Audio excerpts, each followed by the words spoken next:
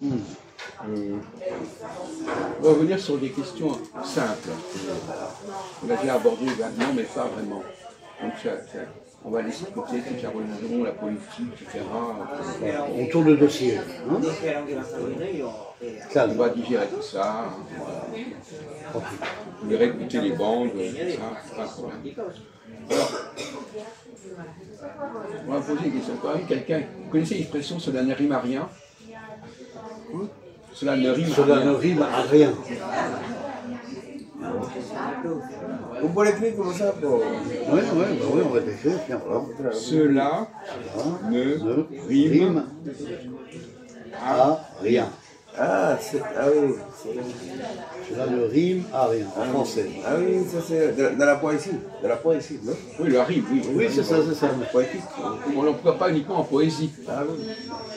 On l'emploie dans la conversation courante. On dit, par exemple, ce que tu dis ne rime à rien. Ça veut dire quoi? Ça veut dire quoi? Oui, c'est compris, oui. On ne peut pas rimer. Ah oui, c'est... Ah oui. On a déjà abordé ce problème-là, mais on n'avait pas avancé suffisamment. Quand je dis, on avait déjà parlé avec toi, mais pas suffisamment. Non. Alors, quand tu dis ça ne rime à rien, ça veut dire quoi? Qu'est-ce que ça sous-entend? Ah oui, ça arrive à rien. À rien. Comment tu sais que ça rime à rien? Voilà. Comment tu sais que ça ne rime à rien? Qui est-ce qui te donne le droit de dire que ça ne rime à rien? C'est le problème. C'est relatif, non? Relatif. Je dis que c'est relatif. Relatif à qui? À quoi? Si ça rime à rien, c'est pas relatif.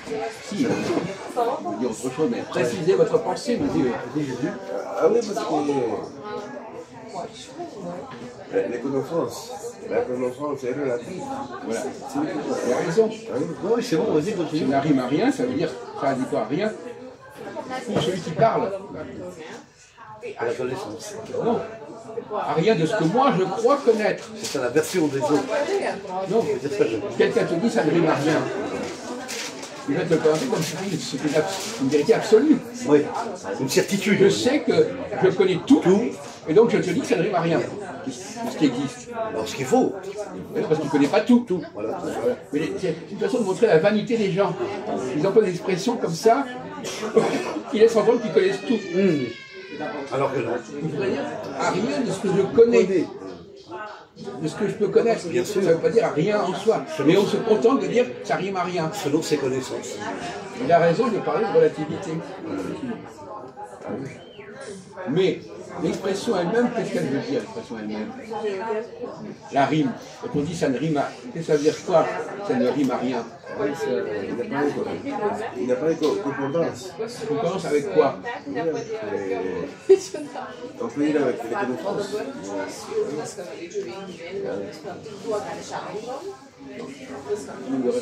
C'est une question qui est relativement simple, mais il faut quand même faire un tout petit peu réfléchir.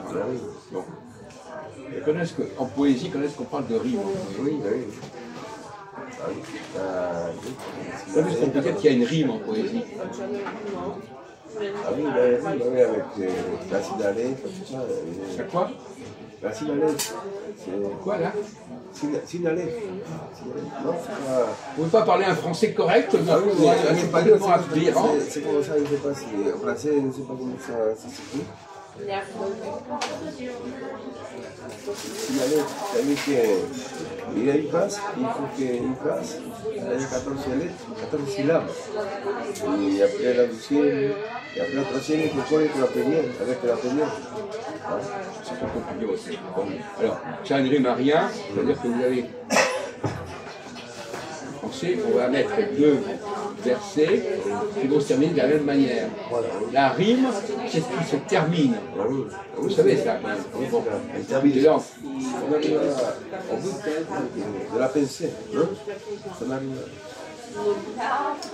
Ça se fait. La rime, quand je vais mettre deux mots qui se terminent de la même manière. De la même lettre. Bon, ça vous savez, c'est dit dans toutes les langues, ça. À nouveau. Voilà. Vous avez des mots qui sont en RO, vous allez mettre une autre rime en RO. Vous connaissez ça? C'est dans la poésie espagnole comme la poésie française, c'est partout. Je ne sais pas d'où il sort ça. Vous connaissez pas la poésie? Bon, alors voilà. Donc quand je dis ça ne rime à rien, ça veut dire quoi? C'est différent. Ouais, C'est pas la peine de répéter ce que quelqu'un a dit. vous savez que sur les modernes, vous savez que c'est pas bon. C'est pas bon. C'est pas une question de pas bon. Ça ne correspond rien de ce que je connais. Ouais, C'est pas une question de c'est bon ou pas bon. ah oui, on peut dire que c'est faux. C'est faux. On vient de vous dire que c'est pas. Mais il continue. Je viens de dire que c'est pas une question de faux ou pas. C'est une question que je n'arrive pas à raccorder ce que tu me dis avec un autre exemple qui irait en même temps. C'est pas une question de faux ou pas. Ils se ressemblent. Ça ne ressemble à rien. Ah oui, ça m'arrive. On n'est pas en train de dire c'est vrai ou faux.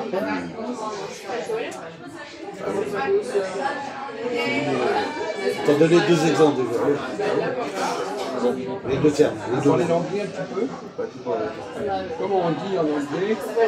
J'ai peur. J'ai peur. I am afraid. Afraid. Afraid, d'accord. Afraid. Est-ce que c'est un mot qui... Quel est le mot français qui ressemble à afraid? Qui veut dire pareil.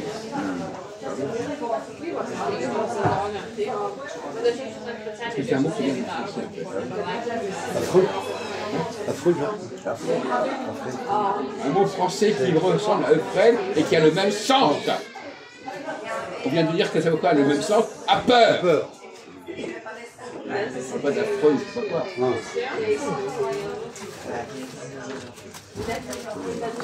Quand on dit je suis, je suis, Peur, tu veux dire peureux? mais avec afraid. Ah oui. Je suis quelque chose qui ressemble à afraid, qui est en français. La puedes querer limpiarse. ¿Ya tienen? ¿Servilleta? ¿Tiene? No quiero. Ici,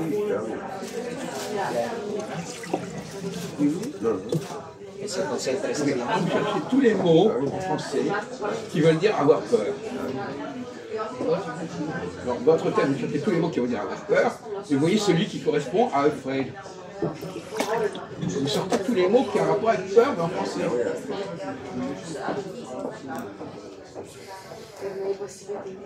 Oui, j'ai la trouille. Hein?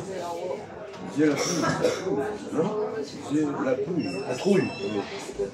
Qui ressemble à afraid. Oui, oui, ah oui. Un mot français qui comporte le mot FR.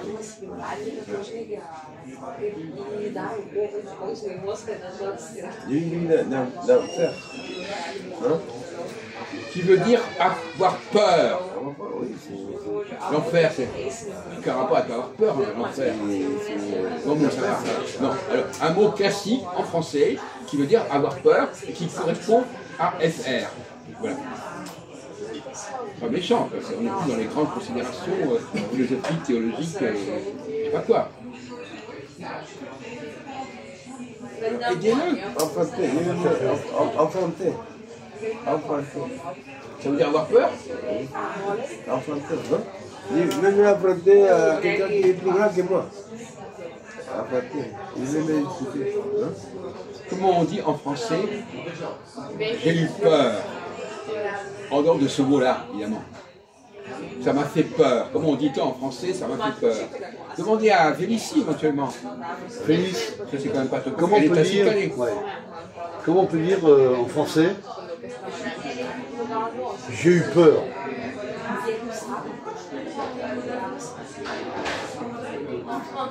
Ouais. Il faut que ça comporte FR. Ça comporte de lettres. FR.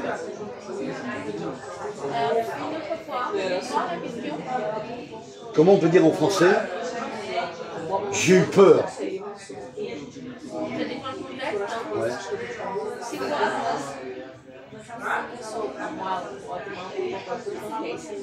Hein? Ça dépend du contexte. Il n'y a pas de contexte.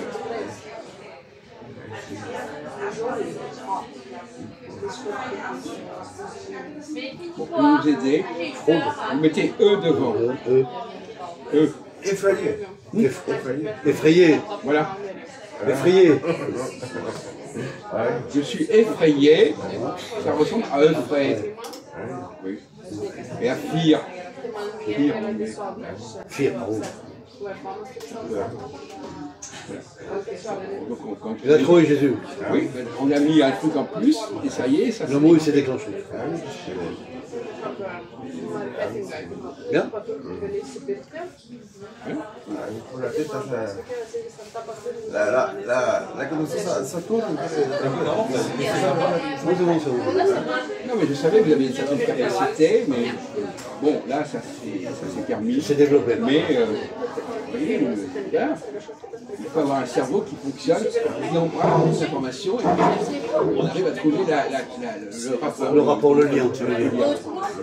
Il faut brasser beaucoup d'informations. Bien sûr. Comment vous avez fait, justement, pour trouver effrayé?